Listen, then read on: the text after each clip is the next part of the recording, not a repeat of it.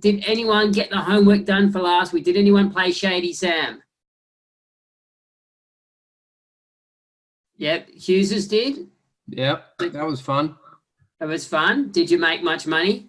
We weren't that shrewd, unfortunately. You weren't as shrewd as you could have been. So he was Pardon? good. Dad did it, and so he was pretty good at it. We Did you? did all right. We made some money. We got some compliments and got little prizes on our desktop and things like that.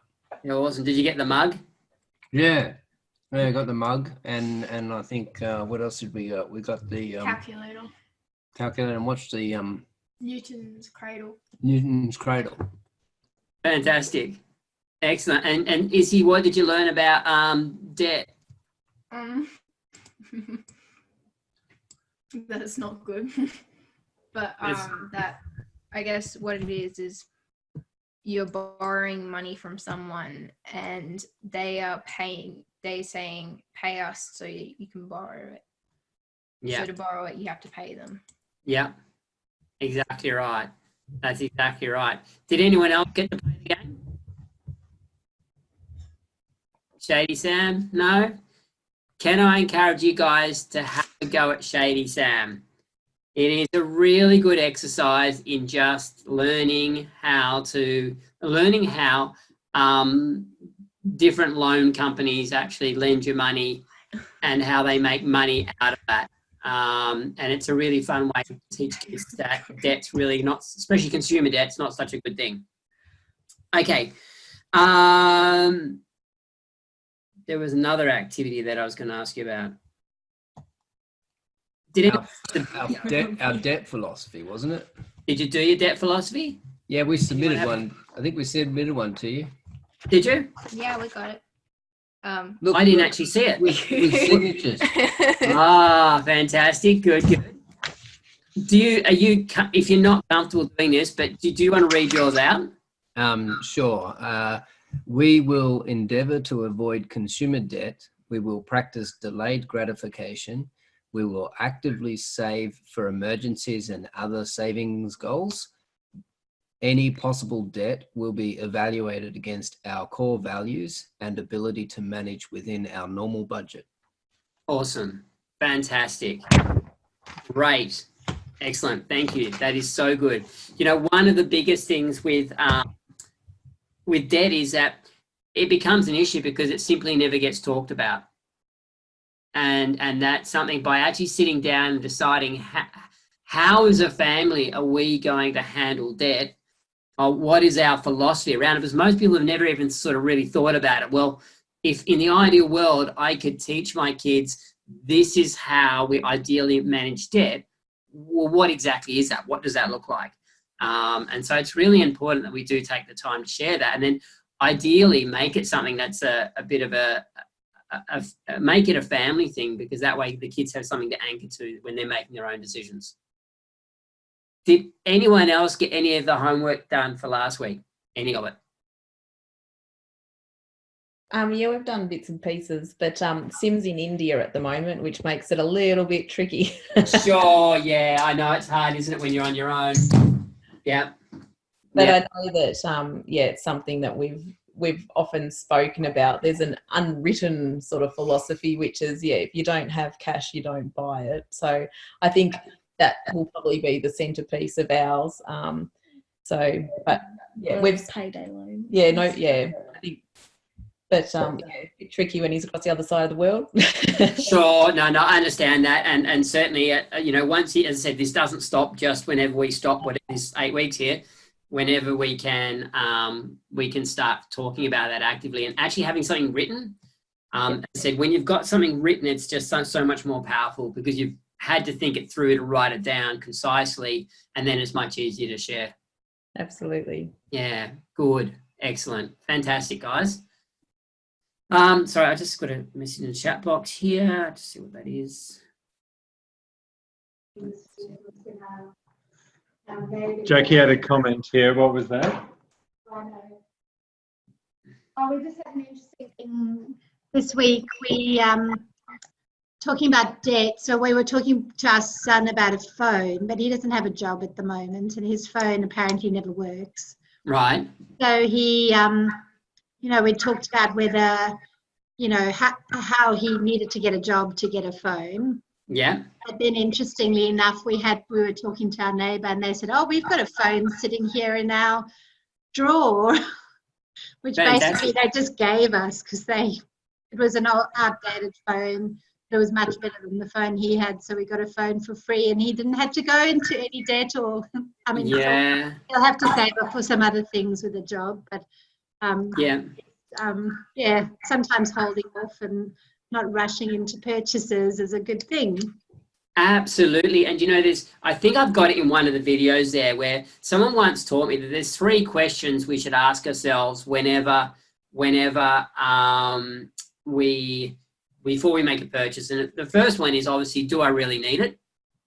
Do I really need this? Second one is, do I need it now? So do I have to have it right now? And then the third question is okay, if I do need it and I do need it now, is there actually a cheaper way for me to get this? And to always investigate your options with that to see if you can find it cheaper somewhere else. So, yeah, that's fantastic. And that's so often the case, isn't it? You can find it somewhere else cheaper if you just put a bit of effort into it. We're kind of into the debt question. Was one of the options was to pay for part of it and then us pay for part of it, and he'd have to pay us back, but then he was going into debt to us. So, better to not buy with any debt. So that sort of worked out too. Yeah. Actually, it's a lesson in life that if you happen to take something secondhand, there's actually a ton of resources out there. I mean, you could get anything you want from the green shed for next to nothing. Yeah. And there's probably lots of people with upgraded, like this was an iPhone 5 and, they're on to iPhone 10s now and the 5's is sitting in their drawer with nothing to do. So they're happy that it's being used. And it's fantastic. replacing his iPhone 5, but his was broken. So this is that's all it is. Yeah, no, that's brilliant. That's excellent to hear. There's things like Facebook Buy Nothing groups. I think we've mentioned this before. Yeah. And last week we picked up a nice little portable chook pen. We want to get our chooks back again because we like the fresh eggs. There you go, thumbs up. And these things normally, to buy them brand new, you'd be looking $300, $400, $500, right? And basically all we had to do was find a neighbour who had a trailer and could help us pick it up from down the road, and just have to give it a lick of paint and a few nails and a bit of a wash, and we're ready to go. Done, dusted. Yeah. There's always a cheaper option if you look for it. Always a cheaper option. All right. Well, thanks, guys. Excellent. Let's move on. As I said to you, last week's sessions was perhaps the most important from the perspective of the things that your kids are going to find, the things that will undo your kids in terms of their finances, in terms of their financial future, is probably debt. That is probably the biggest thing, the biggest risk factor for them there. So if we can really just talk to them about that, talk to them about the impact of debt, then it'll be you're setting them on a good track just by doing that alone. So that's really good. Okay, so let's have a look let me just share with you my screen here. Does anyone have any questions from the homework last week?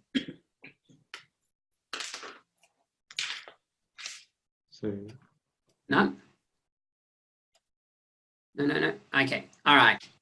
No, I scanned it and I could see it was very good. I wasn't here last week. I was in Melbourne, but it looks very interesting, and I will be going through it with the kids. And it's just looking at all the material seems to be coming together really nicely there, Phil.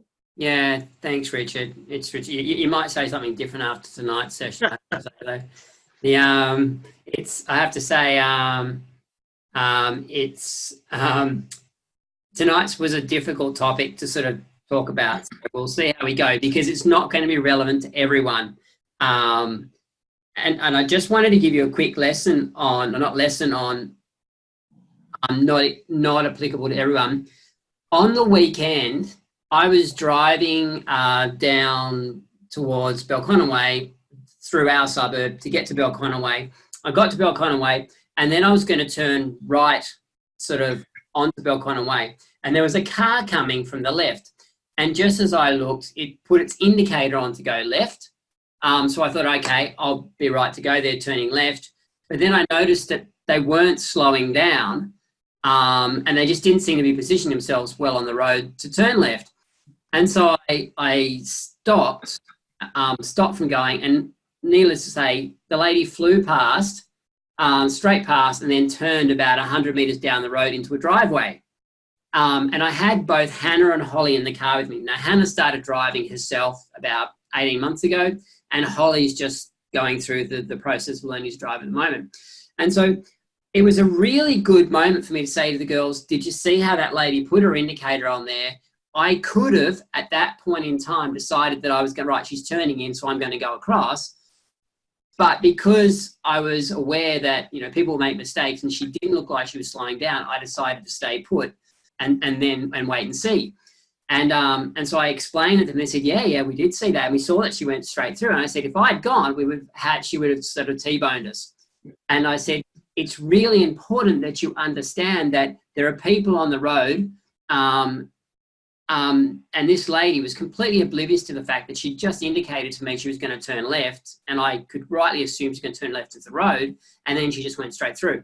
And I said to the girls, there are people out there that are going to make mistakes. You're going to make mistakes. You always need to leave room for other people to make mistakes and not take assumptions. Now, it was really practical lesson for me in teaching the girls that, because Hannah is just driving and Holly's about to learn driving. So it was so appropriate to where they are at right now. However, had I had Lockie in the car, I probably wouldn't have mentioned it, because Lockie's nowhere near learning to drive yet. It wouldn't have really meant anything to him, and the lesson would have come and gone and he wouldn't have remembered it. So it's the same with our finances, is that our kids will reach a particular point in life where there's things that we're going to teach them that will be relevant. So a lot of the stuff that I'm teaching you guys now, it might not be 100% relevant to where your kids are at right now. It's impossible for me to give you, as a group, stuff that's going to be completely relevant to your kids right now.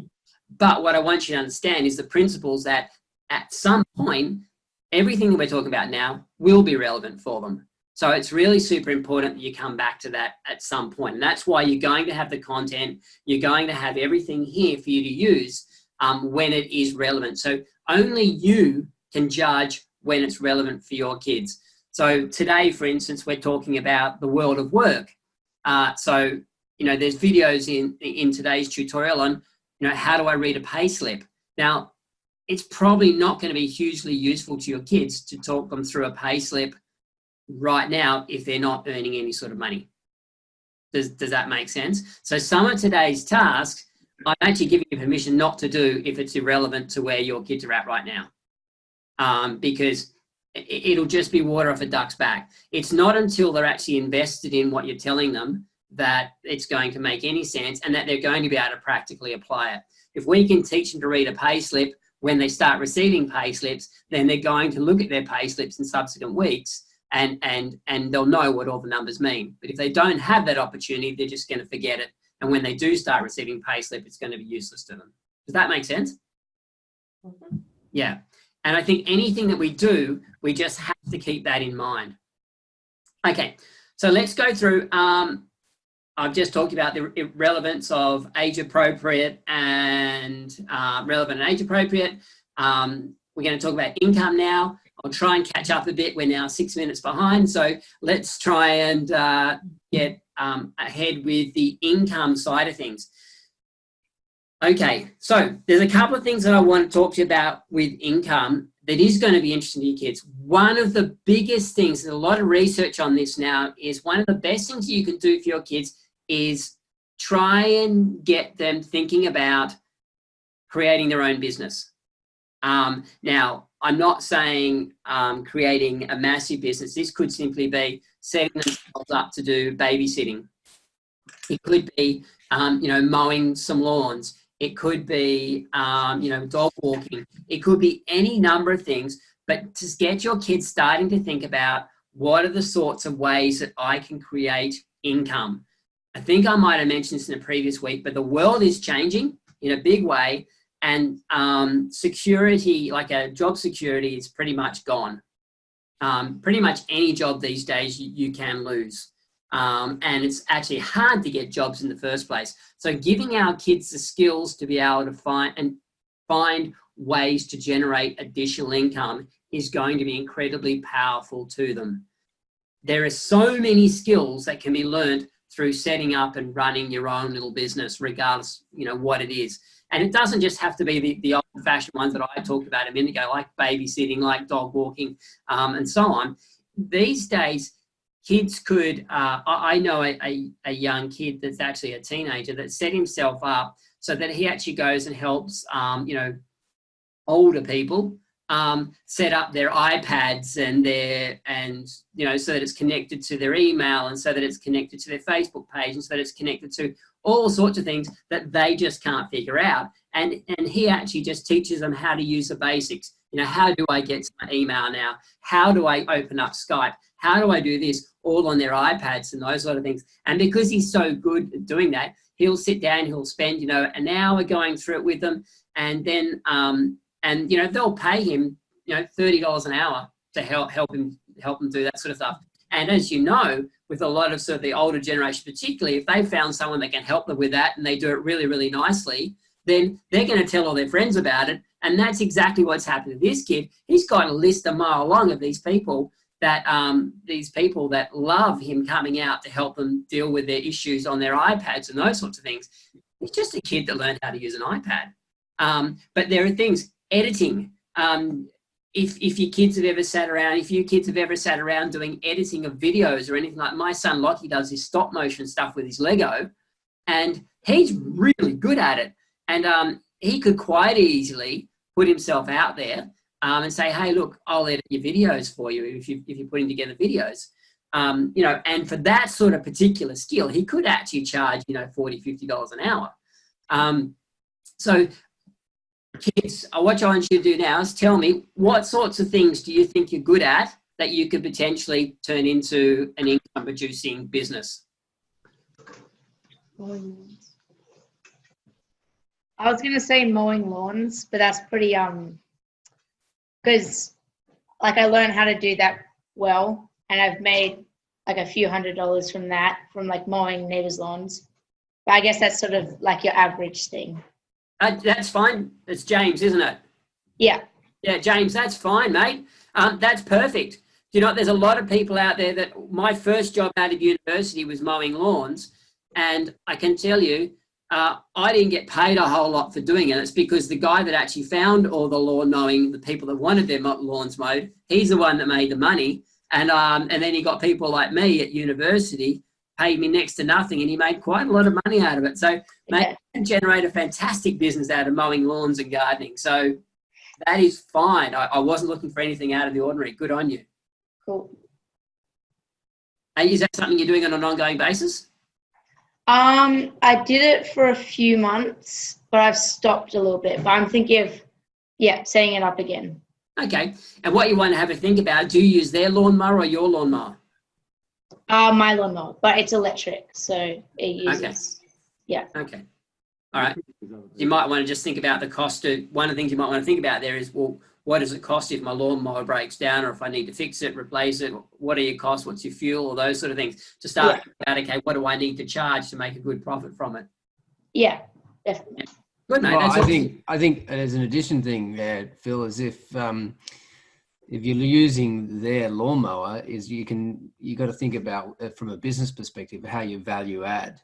And so if you say, well, I'll use your lawnmower, but at the same time, I'll give it a decent clean and maybe an oil change and that sort of stuff, and service it at the same time. So you're helping yourself out, but you're adding an additional service. Yeah, absolutely. And there's always that opportunity, isn't it, to add a little bit more. Add it up, yeah. And to go over and above too, just in terms of expectations. Yeah. Yeah. Anyone else, guys? I scored very good. I would use my, I guess, what I'm learning in my certificate. I'll do makeup for my friends for their formals. I've already And- got some friends who are wanting to pay me to do their makeup. I guess Fantastic. I get some people who want to come and get me to do it, I guess. And can I encourage you, actually both of you, James and Issy, can I encourage you when you've done it for someone and you've done a good job, get them to write you a testimonial. Okay. A testimonial saying how good you were, especially, I mean, for both of them actually. Do you know, one of the best things that I ever heard, especially in the trades, but I think it works for anything, is when you're mowing a lawn and you're going around, let's say mowing a lawn, you're going around to quote at someone's house and to give them a quote about how much you're going to charge to mow their lawn because it's, 10 times bigger than everyone else's.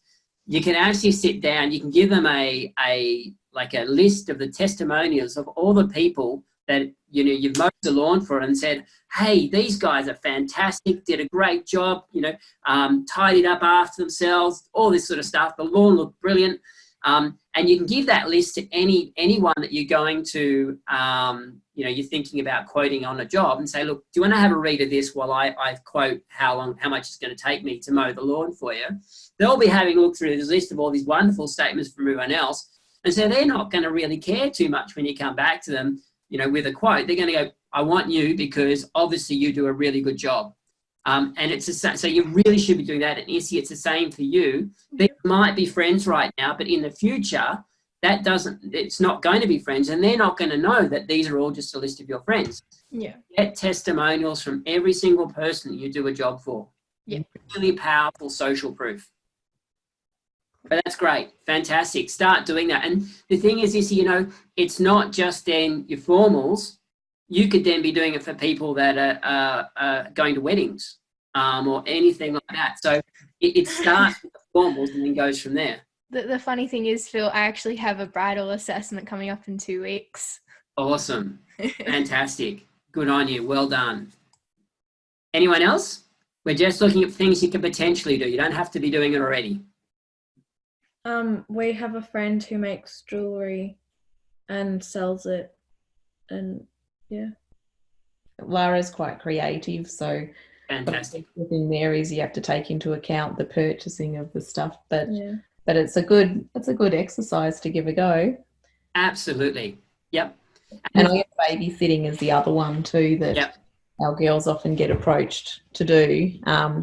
And like they are both very good with young children. So you can see mothers, as somebody who lived in Canberra without family here, you do tend to go, teenage responsible girls that are good with kids. Yeah. You tend to hold on to those and look after them very well. So I think Lara's now at that stage where she could quite easily make, a nice little business out of that, just with church friends even. So Yeah. And, as you know, at church, people talk to people. Mm. One thing that that we got our Holly doing, and I actually heard of it in I think it was a podcast or something like that. I can't quite remember. But it was just trying to think who it was. Oh, no, Dave Ramsey in the US. It was actually his daughter, Rachel. And he talked about how, she talked about how when she used to babysit, she said, he'd said to her, if you're going to be a babysitter, be the best babysitter there is. Do something that really makes you stand out. And so she used to turn up to a new set of people and just with like a little questionnaire. And the questionnaire was, where can you be contacted? Are there any allergies? What time I have to go, all the details of the children, anything she needed to know. But it just really stood out to the parents. They go, wow, this girl's organized. She's aware of the allergies. She's aware if they need to take any medication. She's got our contact details, and she's asking us for this so that she can take the best possible care of our kids. And so just that simple thing of having a form that she sat down with the parents and filled it in, they're all blown away that she's actually taken that extra level of care. And so that she just got referred. And while all her friends were struggling to find people, she just had oodles. So that might be something you want to think about, Lara, with that. The other thing that I sort of say that I appreciated too with some of my babysitters was the ones that just did a little, folded. If there was a pile of washing there, they folded the washing or they did the dishes. I suggested that to my girls and didn't necessarily expect. But then I get the mums ringing me going, your daughter wiped down the bench and put the dishes away and unloaded the dishwasher. And you know, but there is a danger in being good because they often don't want to share the details of the babysitter because then they might not be available when they need them. So sure, but you'd rather be good and have a good reputation, wouldn't you? Absolutely. So I had a proud mummy moment then. Oh, good on you. Yeah, absolutely. That makes a huge difference. And certainly it's the same for you, Lara. Get your testimonials. Get your testimonials from people because that's hugely powerful. Hugely powerful. Anyone else? James, what are your boys doing? They're hiding or something, mate. Yeah, just trying to unmute you. So I've been talking to them about any ideas they have, and Josh's idea was anything to do with soccer. He used to do soccer coaching or soccer repping, but he's an expert at mowing our lawns. Yeah, brilliant. We're suggesting window washing as well. Yeah. Yep. So but apart from that, we live on a golf course, so we've often thought about whether we could collect golf balls and sell golf balls, clean them up and sell them for $1 each or a couple of dollars each, something like that. Yeah, well, I noticed when I was over your place there a while ago now, but you had a few in your backyard there. Yep. We had a bucket full for a while. We sort of ended up just chucking them out, but Em's brother uses them. He comes over and collects them and uses them. So there you go. There is a use for all the balls that end up in their backyard. Yeah, okay. Well, fantastic. Well, one of the tasks for income this week, and I'm going to take them through very briefly at the end, is to actually just do firstly to have a time brainstorming what you might do, and then to do a Google search, because there is an amazing, now there's some rubbish out there, but then there are some amazing different ideas for teens and things they could do from a business perspective. So just really encourage you to be thinking that through with the kids, things that they can do themselves. And sometimes, like, we've got two sides of the spectrum. We've got one where it's a business that they could have themselves, and that's what I'm really thinking about, is a business they could generate themselves. But then there's also, well, what sorts of jobs could they actually do that, where they're paid by someone else to do it as a proper job, rather than having their own business. But I would really encourage you to sit down and take the time to think about what sorts of things that they could do as their own little business. Phil? Yeah. I had a little, Matt, he's a little bit older, but he's quite musical. So he's got someone who wants him to teach their child how to play the guitar. And that's £30 a lesson, which is that's really incredible. Yeah. And the other thing that he's also quite gifted with drawing. Yeah. And somebody wants him to do pet portraits.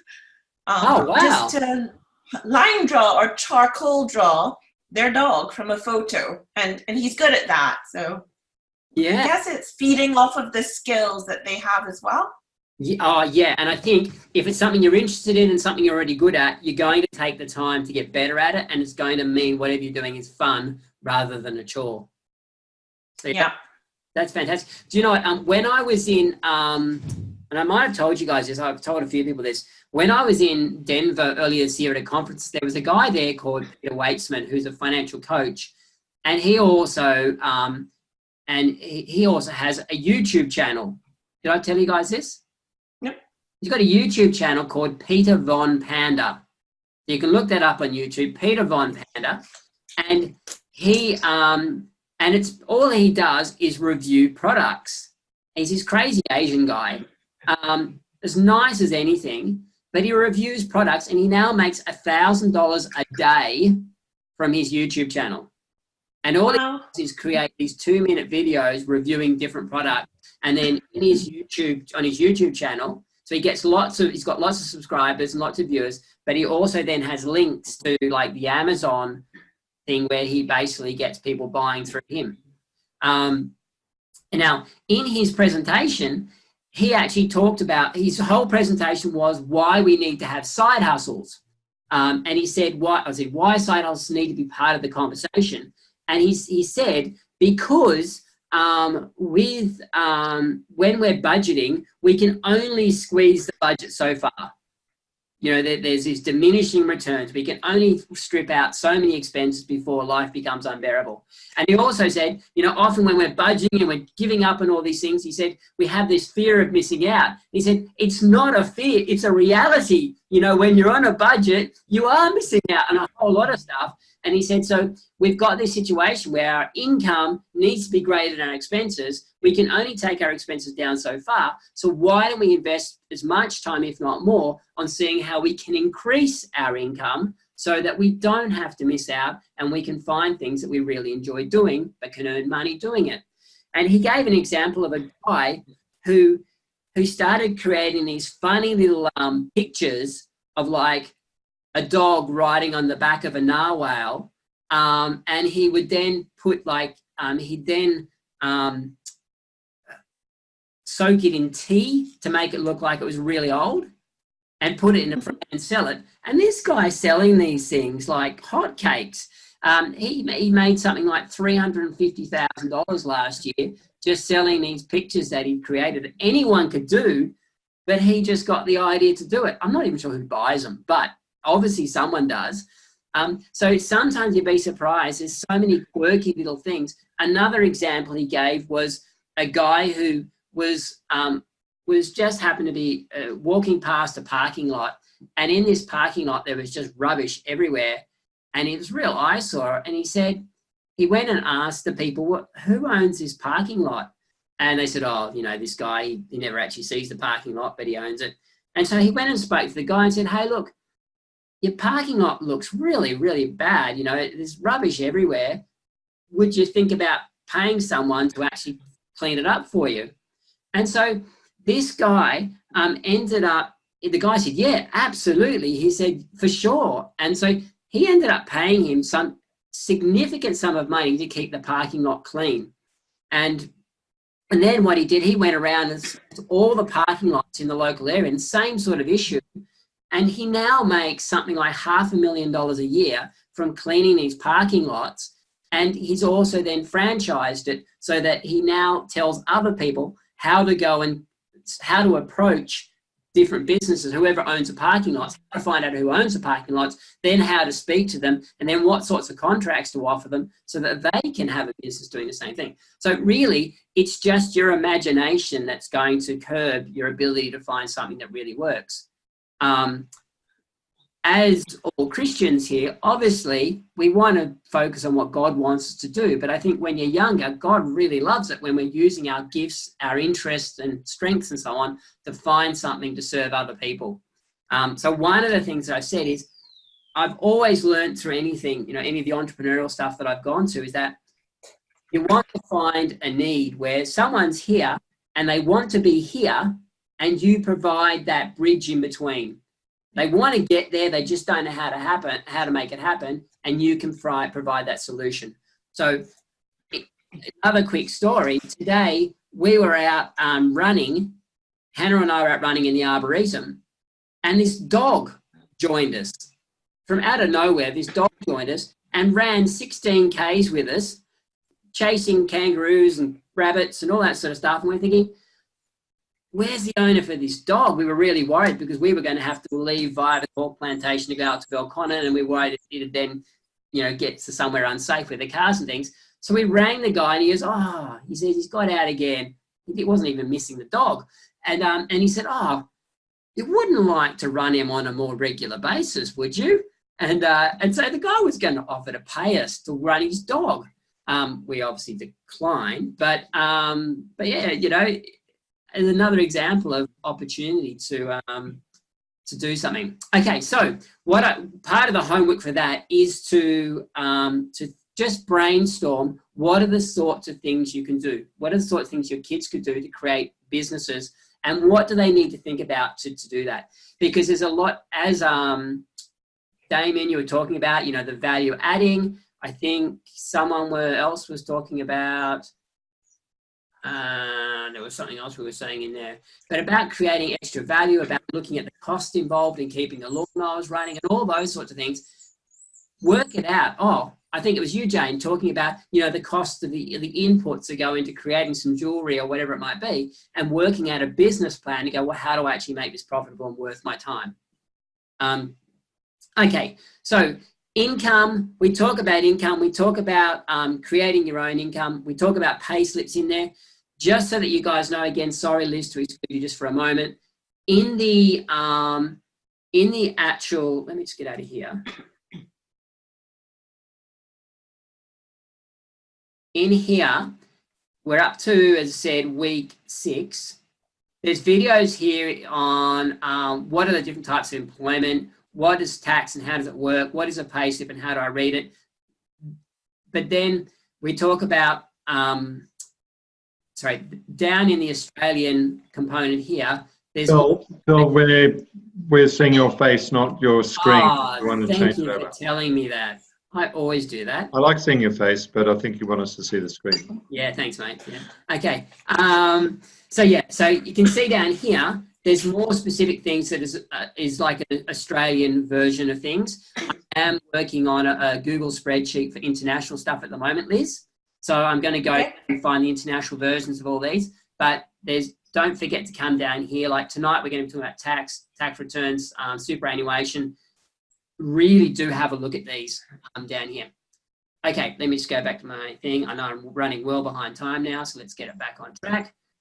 Okay, let me just go. Okay, tax. All right, guys. Oh, sorry, if your kids are working, is anyone here actually working? Got jobs at the moment? No? When you do, make sure you understand your pay slips. Really important, make sure you understand your pay slips. There's videos there on talking you through how to read a pay slip. Make sure that you do stay on top of that. One of the things, it's the same with the super, same with your tax, it's the same with your income.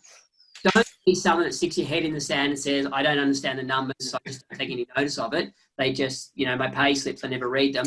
Make sure you're always reading these things. Okay, tax. Guys, there's information there on what is tax, how does it work, but again, it's not going to be relevant until you're working. So I'm actually going to skip over that and go, everything you need to know, how does tax work, how do I apply for a tax file number. There's links in there also to the ATO website where some really useful videos on how do I lodge a tax return and so on. When it becomes relevant, that's the point in time when you talk your kids through it, but not until. It's no point. Well, we just cleared up some time. Superannuation and retirement.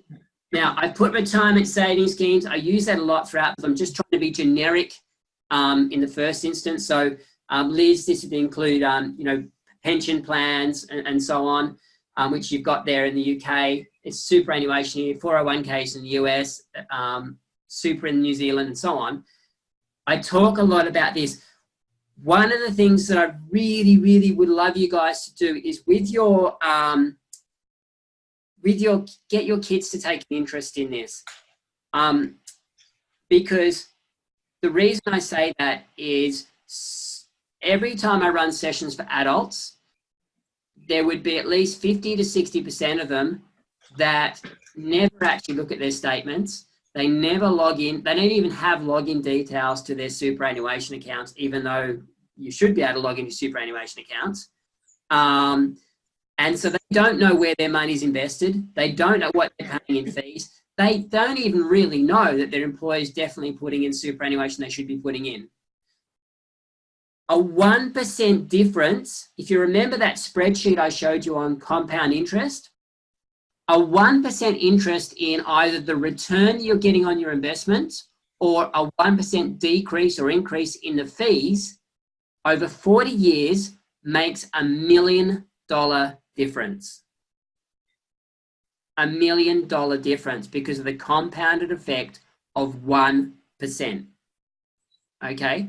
So the thing that I really want you to encourage your kids with is that 1%. So if we can just decrease our fees by 1% by not going with the expensive fund managers, or if we can increase it by saying, look, I can't touch this for 45 years, so I'm going to pick the more aggressive option with the investments, makes a huge difference in the end. So it's really important that your kids do take the time to understand what's actually in the super statements.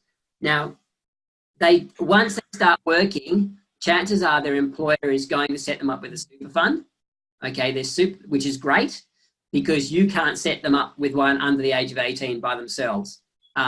We just can't get one until they're working. So if their employer sets it up for them, make sure you get your kids online access to it, or get them to do it, but work through that process with them. The other thing is, and I may have mentioned this previously, but I haven't, the government co-contribution. If your kids start working at 16,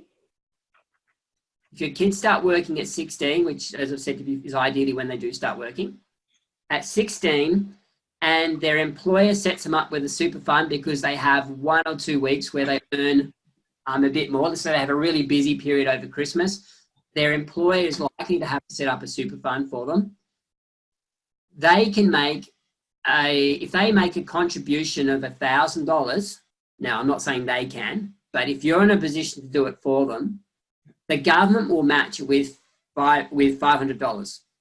So that's free money that the government is going to give you into their super fund. Now, they've got to be earning less than 37, or it's between 37 and it scales out at $57,000 a year. So they're not going to be earning that.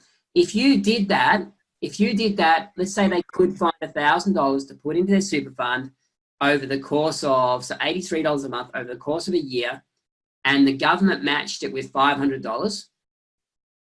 And if they did nothing else, they added nothing else to superannuation for the next 45 years. Let's just say you put in 1,000, government matched with 500, you put in 1,000, and you did that, let's say for 2 or 3 years while they were still at school, and then 4 years while they're at uni. That would be $500,000 by the time they retired. $500,000, and all you put in, or they put in, was $6,000. Okay, assuming an 8% return over that period of time. So we talk so often about girls, particularly when they get to retirement, they don't have nearly as much money in retirement because they've had time off with raising a family. They've earned less because, unfortunately, it's an uneven world in terms of income. And then typically it's the females that look after elderly parents, so they don't earn as much.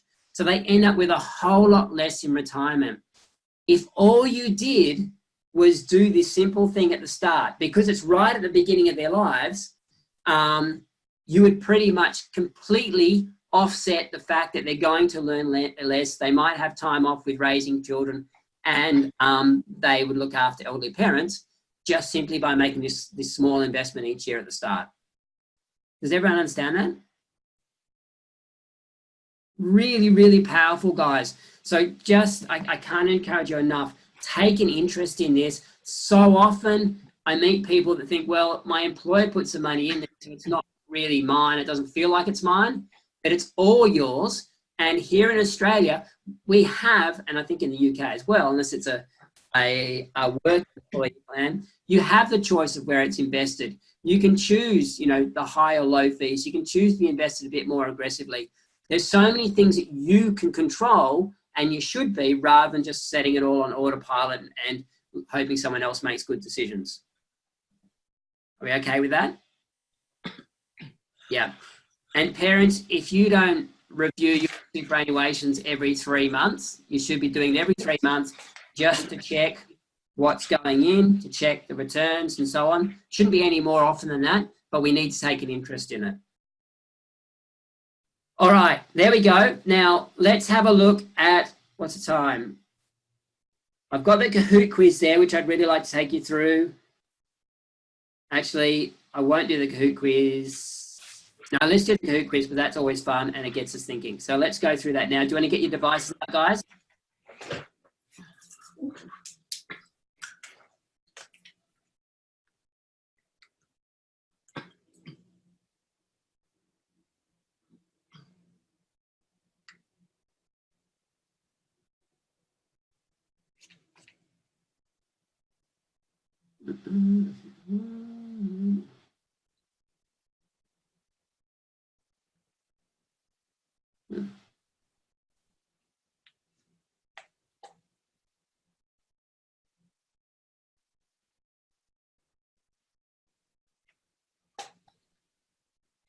Okay, here's your pin, 7850400.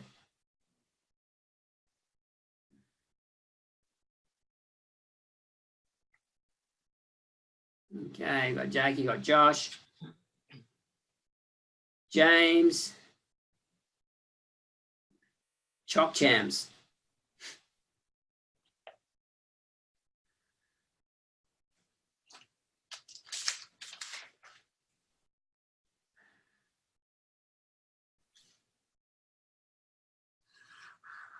All right, how are we going? Is everyone in? Yeah. Just got the 9 players. Okay, can you all give me the thumbs up? Are we all in? Yep. All right, let's go. Okie dokie.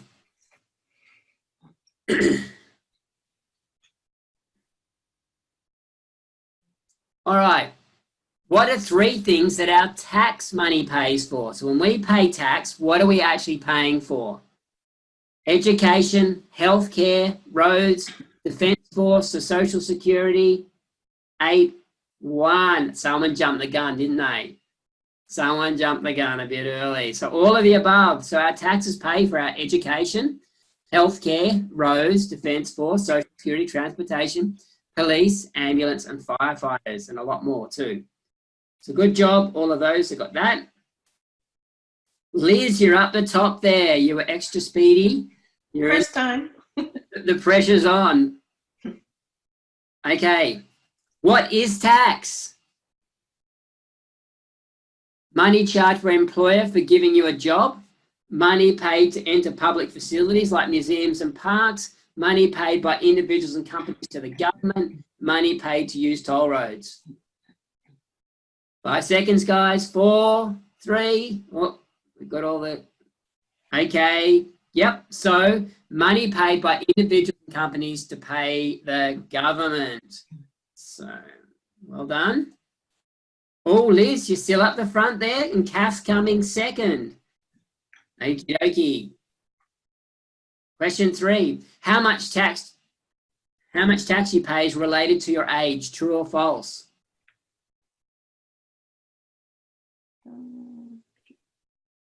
Okay, false. It's not related to your age, guys. Doesn't matter how old you are. If you earn the money, you pay the tax. That's the way it goes. All right. Liz, you're still out in front, and James is creeping up there, and Kath's still in second. Okay, what percentage of American 20 to 30-year-olds have a side business?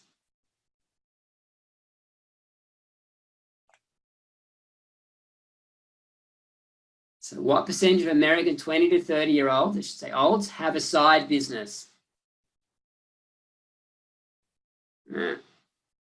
Ta-da! There we go. 51%. You got it right. There we go. 51% of Americans aged 20 to 30 have a side business where they create additional income. Is that one of your boys that got that, James? Yes, that was a lucky guess by Jordan, I'd say. Oh, good on you, Jordan. Well done, mate. Lucky guess, no. All right, but Liz, you're still in front, so that hasn't hurt you at all. Okay, next. How much does your average American earn from their side business? $377 a month, $872 a month, $128 a month, or $580 a month? Okay, so we've got 4 people right. $580 a month is what your average American earns from their side business. So not a bad little side business. Oh, Liz, you're hanging in there. Barely. Okay. All right, and we got Kath and then James. I don't think these scores have moved, have they, for the last couple? Must have had a head start. Okay. What should you have clear in your head before going for a job interview? Now, sorry, I haven't covered this yet today. You should have what your skills and strengths are, what your weaknesses are, Oh, good. All of the above. Well done, guys. Super important. I've got a video in there on how to sell yourself in an interview. And it talks about the fact that we should always have some sort of weakness, but also be able to turn that weakness into a positive when we're talking to them in an interview process. Okay. All right, Liz, still there? Kath, James, Lorraine, and Richard. Anyone's game still? What are the 3 most important factors influencing the growth of your retirement savings account? Investment returns, fees, time, or your job, your ability to do maths, how much you put into it, into the fund, fees, your investment knowledge, and your job. Good job, guys. A is correct. So 8 of you got that right. So investment returns, fees, and time are by far the most important from what we've said today. Glad you got that. So Liz, Kath, James, Richard, James. Oh, still very close. All right, number 8. Paying 1% extra in fees could reduce your retirement savings by hundreds of thousands of dollars, true or false? That was nice, quick answers. Well done, guys. True. True. It can absolutely reduce your savings by hundreds of thousands of dollars, if not more. So we want to try and keep our fees as low as possible. Oh, wow, this is the tightest we've ever seen it. Okay, number 9. Ideally, you should review your retirement savings account. So this is like your superannuation, 401ks. How regularly? Every few days, once a month, once a quarter, or every year. I mentioned this just a minute ago. Oh, 8, there we go. Once a quarter. That's it, guys. Every 3 months, we should have a look at it. Oh, Liz. I dropped off. Ah, okay. Well, James. So, is this James? Oh, James Etherington. Okay. All right. And Josh, you're close behind. Then Jackie, then Richard, then James. Wow, this is anyone's game. Last one. Future employers will Google you and look at your online presence before offering you an interview. True or false? True. Well done, guys. So I think, depending on how long it took you. There we go. James Hetherington, well done. Then Josh, and then Jackie. Okay, now, just with that last one, that last question, I've put a video in there on managing your online presence. Do any of you guys have Facebook or Instagram accounts or anything like that? Any of the kids? Yeah? Go and stick your hands up if you have. Yeah, okay. Really important, guys, that you understand that employers they'll Google you before they decide whether or not they're going to give you a job. They're going to look if you've got a Facebook account, if you've got a LinkedIn account, if you've got a Twitter account, if you've got an Instagram account, if you've got a Pinterest account. They will be looking at all of those things to decide whether or not they're going to give you a job. And in that video, I've talked about 5 particular things that they're looking for, and I'm not going to be able to remember them all now. They don't want risky or racy content. So you in skimpy clothing and those sorts of things, they don't want to be seeing that. They don't want to be seeing you putting out there anything about illegal stuff, even if you're only joking. They don't want to see you putting out information that's argumentative. So if you've got if there's threads or posts that are quite argumentative, they don't want to see that. They don't want to see where you've been offensive in any way, whether that's religious or political, the really strong religious or political views. And then there was one other in there that I'm forgetting. I I can't remember, but you'll see that. So it's really, now, on the flip side of this, I know of a few people that have been employed or offered employment because they've had a really positive online presence. A really positive online presence. They've contributed to maybe they put a blog out there that really resonated with someone, or they've had some really intelligent comments on Twitter, those sorts of things where they've actually then been approached for work. So just important that as you guys take on some of this social media stuff, remember that what you put out there is going to be out there forever. And if you don't want a future employer looking at it, don't put it there to start with. Okay, really, really important. All right, now, I said I'd finish on time tonight. I'll just very quickly go through challenges for this week. Creating your own business. So I've got a video there on creating a side hustle. There's also a YouTube. I want you to do a YouTube search or just a Google search on what sorts of online businesses there are. And I'd like you to come up with a list of 20 possible online businesses that you reckon could be something you could look at. Okay, there is oodles and oodles of these sorts of posts out there. So have a look, come up with a list of 20, and I'd like you to email them or post them on Facebook or something like that. We've got 2 videos there on tax. What is tax? How does it work? And how do I read my payslip? If you're not working at the moment, just ignore this one. And I would say the same thing with the last one here, retirement savings. If we're not working, we've not got superannuation, don't even look at it. So that makes it really easy for this week, doesn't it? Use the time instead to have a look at perhaps some of the past homework we haven't got to. And I really would like you, though, to have a look at creating your own business. And we have got the Kahoot quiz, which we've just been through. And then there's the curly questions, which I would actually suggest that you do go through with the kids. The curly questions are always useful. So go through with the kids. We've got, did you ever have your own business as a teen? So did any of you parents have your own business? Were you a babysitter or a lawnmower or car wash or anything? I did babysitting and lawn mowing. Fantastic. Not at the same time, I hope. Wakes the children. Yeah. Right, Richard. Anyone else?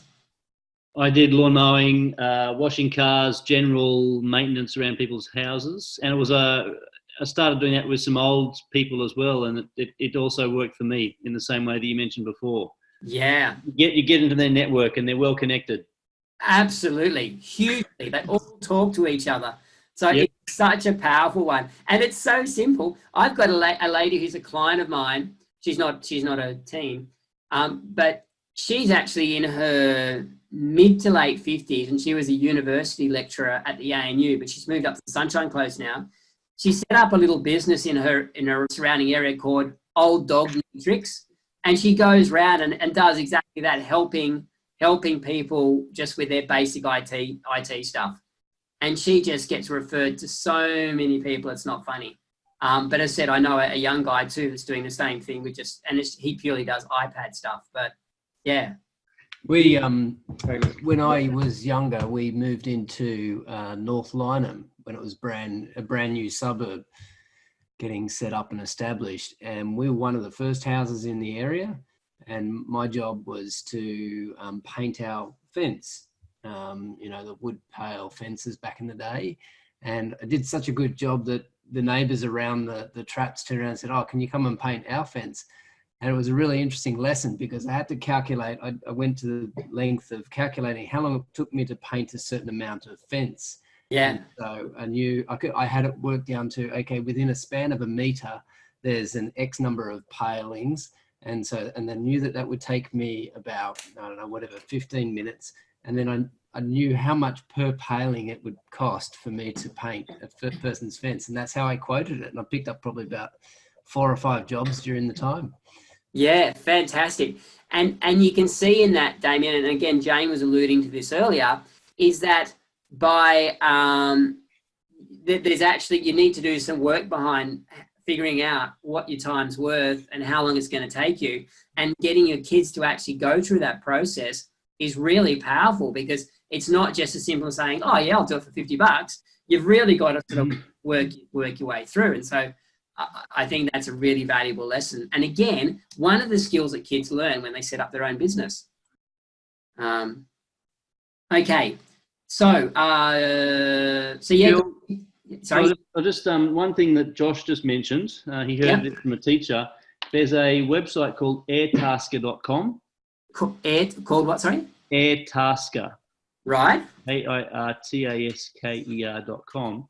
Yeah. And you can register, you log in, and there's a whole lot of jobs that you can bid or apply to do. And it's things like disassemble, move bed frame and mattress, $70. Help with moving into my new apartment, $153. Help me pack up my house, $150. And you can select whether you like doing things like marketing, design, home and gardening, handyman work. And you just, once you're registered, and it's in your area, you just say, righty, I'll accept to do that. Right. And so, they got in Canberra here. We were just having a look. It's in Australia, but I've just looked at it now. Okay. Yeah, fantastic. And as you probably guys probably know, there's websites out there too. I mean, I like ones that are local like this, but there are ones out there like Fiverr and Freelancer and so on. And I've actually used it a few times to get people to do jobs for me, and who can create graphics for me or create a logo or do these sorts of things, where there's just, you literally have people from all around the world will bid on a job for you, which means you can get a job done pretty well priced, but you can also set yourself up on there with it for pretty much anything. But this is great. Yeah, this is fantastic, James. We will, who told you about that? Josh's business teacher at school. Awesome. Well, Josh, that's fantastic, mate. We might actually put that I'm going to put that on Facebook. I'll put that on the Facebook page, just so that it's there, and so at any point in time, anyone can go back and have a look at that. And here's one for you, $1,500 to clean my 5-bedroom, 6-bathroom house in O'Malley. Anybody that wants to do some cleaning? Is that a one-off or? I don't know. Yep. O'Malley, it's probably had some massive party or something. Yeah, probably. There's a similar one called Upworks. Yeah. Work, yeah. Well, I think Airtasker is more for sort of little one-off things as opposed to getting Upworks to sort of getting people with specialist skills. Yeah. this is good. Yeah, it'd be a great idea actually to create something like that for teens. Jobs for teens.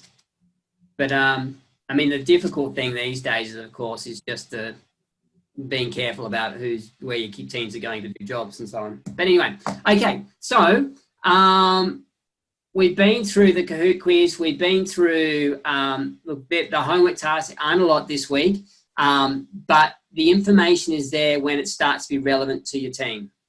Okay. I'm hoping that you've got a lot just out of the discussions and things we talked about tonight.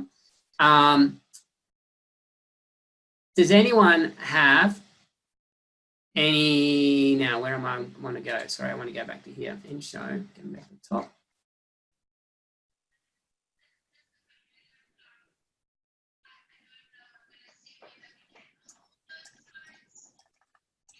Does anyone have any questions or any feedback or anything they want to share?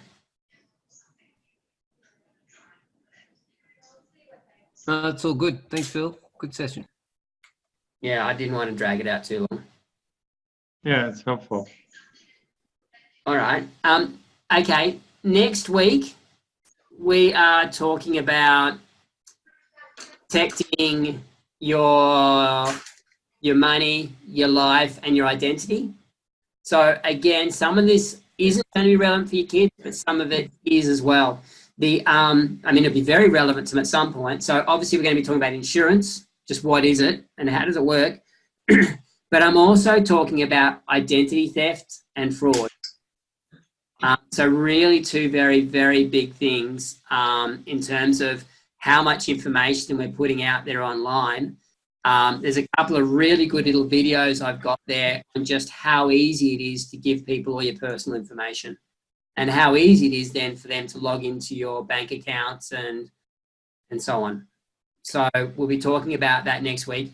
And then the week after that, now, if you wanted to, it's up to you guys, I can try and get week 7 and 8 completed for next week. Now, that's going to be a bit of a big ask, but one of the things that the last week we're talking about growing your money. So we're talking about investing and so on, which is, I'm going to talk about how do we get started, how do you get your kids started with investing at a young age, and how do you do that in a way that they can start with little amounts of money and they don't pay a huge amount of fees to make that happen. So we're going to be talking about that in week 8. So actually, sorry, I'll keep it to, no, I don't want to make an extra long session. So let's just go week 7 for insurances and protection next week. Okie dokie. Very good. So yeah, if you've got any questions, please let me know. One of the things that I'm really going to need from you guys is if you can send me, if you can start thinking about feedback, testimonials that I can use. If you're not happy to give me a testimonial, then can you tell me why, from a perspective of what can I do so that I can actually make it better? That's the important thing, because I want to make this better so that I can reach more parents. So yeah, start having a think about that now. That would be useful. All right, unless you've got any questions, we'll wrap it up there. I'm sorry I am a little bit later, but not too much later. That's good. I just looked up, Airtasker was started in Sydney in 2015. All right, wow. Yeah. Wow. It's amazing, isn't it? You think about these ideas that people come up with and you go, such a good idea. Why didn't I think of that? So many of those, so many ideas out there still that people can come up with. So, yeah. All right, guys. Well, thank you. If you, hang around if you've got any questions, but I'll let you all log off one at a time if you want to. And thank you so much. Please get into some of the tasks this week. You haven't got much homework, so go back and have a look at some of last week's, particularly last week's, if you can, because that's going to be really super useful for you. Thanks very much. That's great. Thanks, guys. Thanks, guys. Yeah, all good. See ya. Bye-bye. Yeah. Thank you. Bye. Bye. Thanks, Phil. See you, James. See you, boys. See ya. See you, Richard. Bye.